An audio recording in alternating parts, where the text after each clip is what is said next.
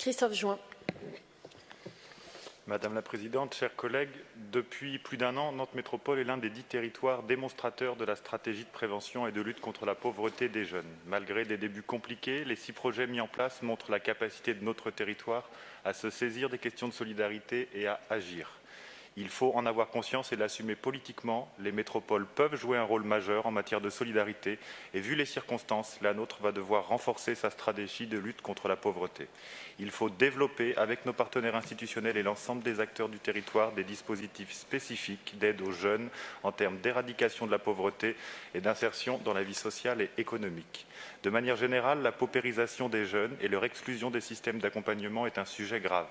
Il faut y consacrer les moyens car c'est un investissement sur l'avenir, tant dans le domaine des dynamiques économiques de notre territoire que dans le domaine de la cohésion sociale. Je veux continuer sur un sujet que je connais bien et dont les épisodes dramatiques continuent à se jouer sous nos yeux, tous les jours, aux 4 coins de la métropole et plus particulièrement à Nantes.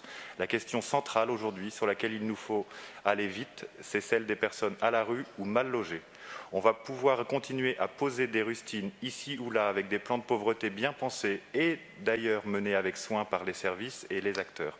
Mais on doit également être capable de dire collectivement « ça suffit ». On peut continuer à regarder du côté de la préfecture lorsqu'il s'agit de demandeurs d'asile ou du conseil départemental lorsqu'il s'agit de familles, d'enfants ou d'adolescents.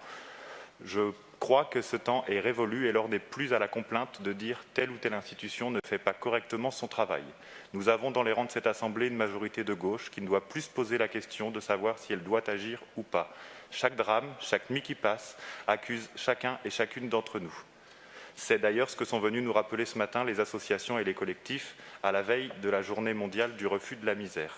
C'est pourquoi nous demandons la création d'une instance de travail entre les associations, les collectifs et les communes volontaires pour travailler sur le sans-abrisme afin d'élaborer au plus vite un vaste plan de mise à l'abri.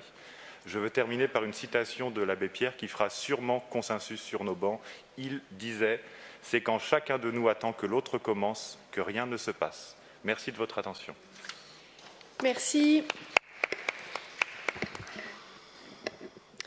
Juste un mot. Pour dire qu'ici, je crois que dans l'ensemble des communes, il y a des élus qui n'attendent pas et qui agissent. Et ce, depuis plusieurs années. Est-ce qu'il faut faire plus? La réponse est oui.